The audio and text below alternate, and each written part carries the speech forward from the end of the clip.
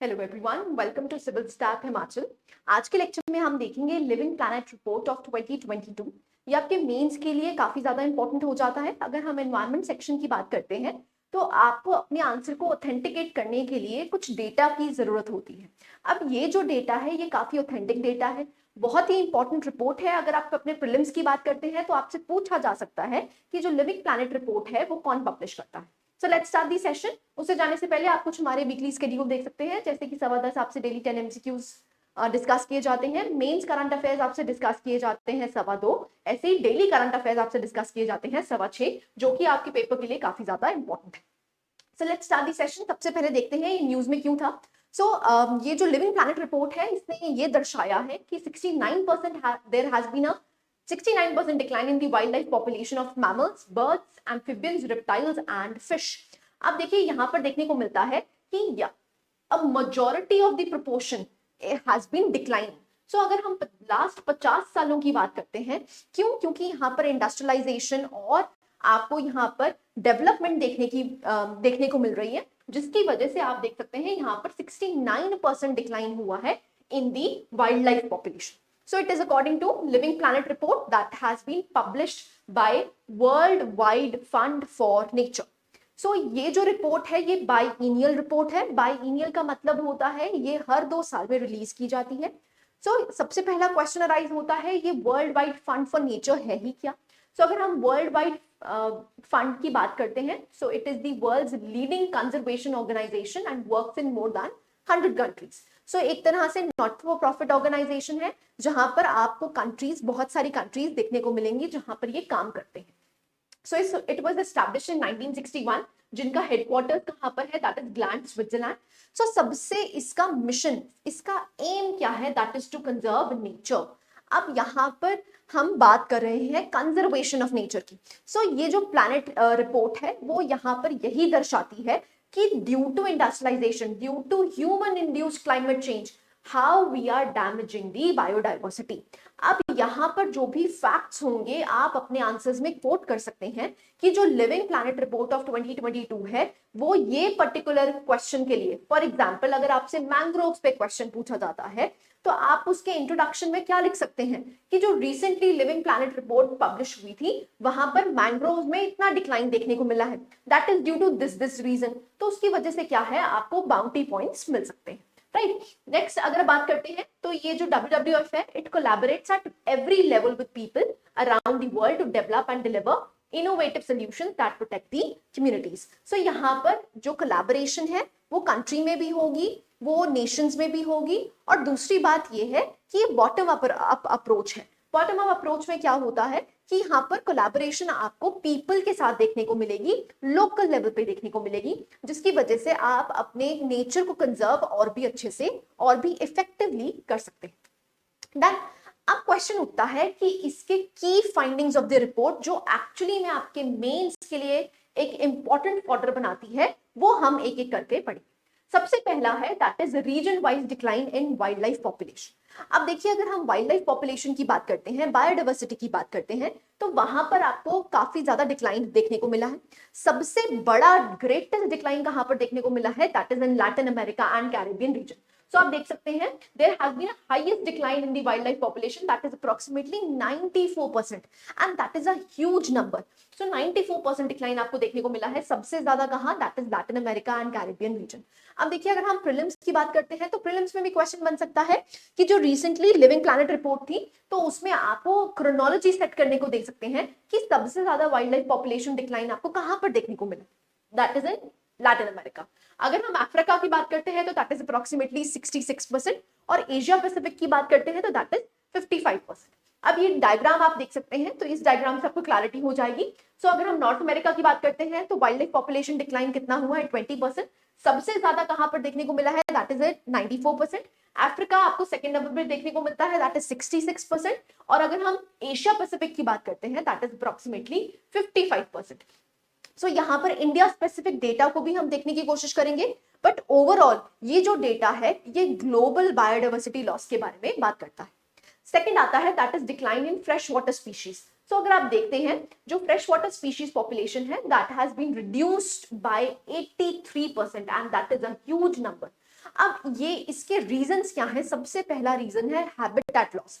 Habitat loss का मतलब क्या होता है? जहां पर वो फ्रेश वाटर स्पीशीज रहती थी, अब वो फ्रेश वाटर एग्जिस्ट ही नहीं करता। अब जब फ्रेश वाटर एग्जिस्ट नहीं करता है, उनको एक सूटेबल एनवायरनमेंट नहीं मिलेगा, तो उनके हैबिटेट लॉस की वजह से आपको इनका जो नंबर है वो डिक्लाइन होता हुआ दिखेगा। Number one reason is this and barriers to migration. अब देखिए, इसको हैबिटेट फ्रैगमेंटेशन भी कहा जाता है। अगर आप मान लीजिए ये एक फॉरेस्ट एरिया एग्जिस्ट करता है, इस फॉरेस्ट एरिया में जो वाइल्ड लाइफ पॉपुलेशन थी वो एक जगह से दूसरी जगह आराम से माइग्रेट कर पाती थी, लेकिन आज आपने यहाँ पर रेलवे ट्रैक बना दिया मिड में, तो इसकी वजह से क्या है, ये जो माइग्रेशन है जो वो आसानी से कर पाते थे वो अब नहीं कर पाएंगे।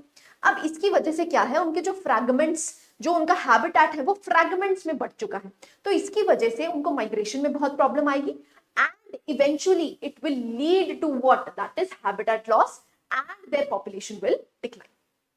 ठीक है, उनके सर्वाइवल पे एक आपको क्वेश्चन मार्क लगा हुआ दिखेगा, right? So this is decline in fresh water species. Next आता है that is collapsing vertebrate wild life population. So यहाँ पर एक लिविंग प्लैनेट इंडेक्स होता है। देखिए, जो लिविंग प्लैनेट इंडेक्स है उसने क्या शो किया है, that vertebrate wild life population are collapsing. Vertebrate का मतलब क्या होता है? देखिए, दो तरह के यहाँ पर आपको स्पीशीज देखने को मिलेंगे, एक इनवर्टिब्रेट्स होते हैं, एक वर्टिब्रेट्स होते हैं। इनवर्टिब्रेट्स का मतलब क्या है? जिनमें ट्रू बैकबोन आपको देखने को नहीं मिलती। अगर हम वर्टिब्रेट्स की बात करते हैं तो ट्रू बैकबोन आपको देखने को मिलती है।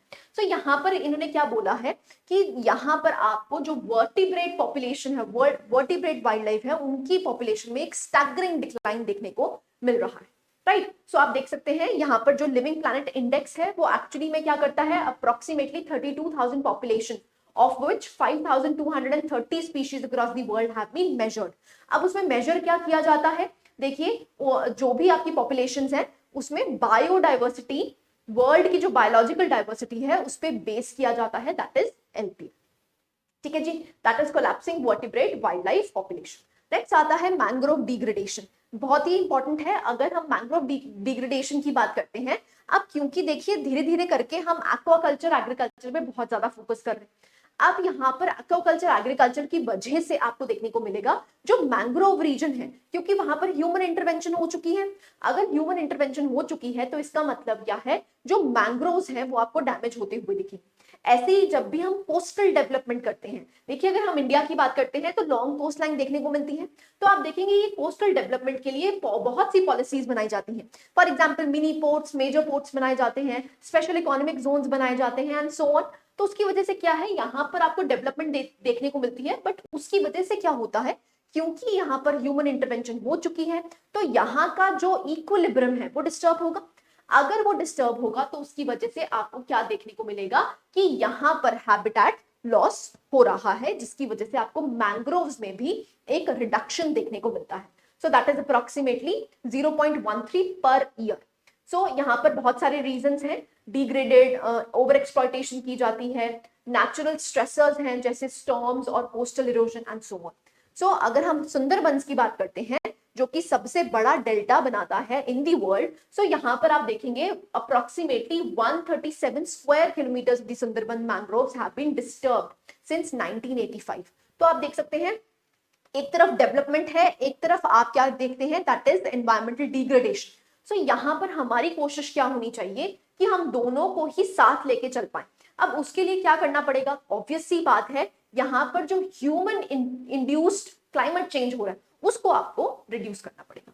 सो मैंग्रोव्स के लिए आप डेटा याद रख सकते हैं, आप यहाँ पर कोट कर सकते हैं, that is living planet report. अगर हम थ्रेट्स की बात करते हैं तो इस रिपोर्ट में लिखा गया है सबसे बड़े थ्रेट्स कौन कौन से हैं। 2 biodiversity, number 1 agriculture, number 2 hunting, logging, pollution, invasive species and climate change. अब देखिए एग्रीकल्चर, क्योंकि जैसे जैसे हमारी पॉपुलेशन बढ़ रही है तो उस पॉपुलेशन को केटर करने के लिए एग्रीकल्चर करना पड़ता है, तो उसकी वजह से क्या है, आप लार्ज फॉरेस्ट एरियाज को डिग्रेड कर रहे हैं, काट रहे हैं और उसकी जगह क्या कर रहे हैं, एग्रीकल्चर कर रहे हैं। तो वहां पर आपको अगेन हैबिटेट लॉस होता हुआ दिखेगा। ऐसी हंटिंग एंड लॉगिंग, पोल्यूशन एक बहुत बड़ा फैक्टर है। जो भी चीजें अंडरलाइन की गई हैं, ये अंडरलाइनिंग चीजें बहुत ज्यादा इंपॉर्टेंट है। पोल्यूशन भी एक one of the key features है जिसकी वजह से आपको बायोडाइवर्सिटी डिग्रेडेशन देखने को मिले। ऐसे अगर हम इन्वेसिव स्पीशीज की बात करते हैं, देखिए इन्वेसिव स्पीशीज का मतलब क्या होता है, सपोज मान लीजिए 2 रीजन्स है, इस रीजन में स्पेसिफिक टाइप ऑफ ऑर्गेनिजम्स रहते हैं। अगर स्पेसिफिक टाइप ऑफ ऑर्गेनिज्म रहते हैं जिनको हम बोलते हैं एंडेमिक स्पीशीज, मतलब they are specific to that region, वहीं पर देखने को मिलते हैं। अब ड्यू टू ग्लोबलाइजेशन क्या होता है, एक रीजन से स्पीशीज दूसरे रीजन में आ जाता है। अब जब वो आ जाता है तो इसका मतलब क्या है, it is a threat to endemic species. इसका मतलब क्या है, it has that species has invaded the specific region जहां पर आपको एंडेमिक स्पीशीज देखने को मिलते हैं। तो इन्वेसिव स्पीशीज एक्चुअली में क्या करते हैं, they wipe out the population of the endemic species. अब जिसकी वजह से जो बायोडाइवर्सिटी है उस पर एक बड़ा क्वेश्चन मार्क लगता है, right. So climate change is one more reason, जो ह्यूमन इंड्यूस क्लाइमेट चेंज है उसकी वजह से आपको बायोडाइवर्सिटी लॉस होता हुआ दिखेगा। डन। अब रेकमेंडेशंस क्या है, देखिए यहां पर हमारे पास डबल इमरजेंसी है। डबल इमरजेंसी क्या है, सबसे पहला है ह्यूमन इंड्यूस्ड क्लाइमेट चेंज और दूसरा क्या है, दैट इज बायोडाइवर्सिटी लॉस। अब क्या है कि ये जो है ये दोनों ही इंटरट्वाइंड है।